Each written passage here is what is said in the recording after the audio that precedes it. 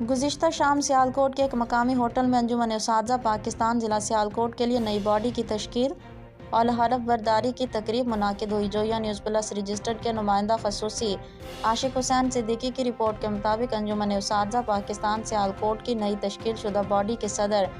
محترم جناب علامہ Tariq Mahmood, general secretary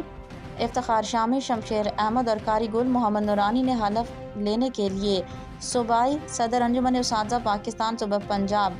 جناب شریف زاہد نے خصوصی شرکت کی۔ اس موقع پر ریجنل ڈائریکٹر AIOU شیخ انیس احمد اور طارق محمود انجم کومرا کی سعادت حاصل کرنے پر انجمن اساتذہ کی رہنمائی کے علاوہ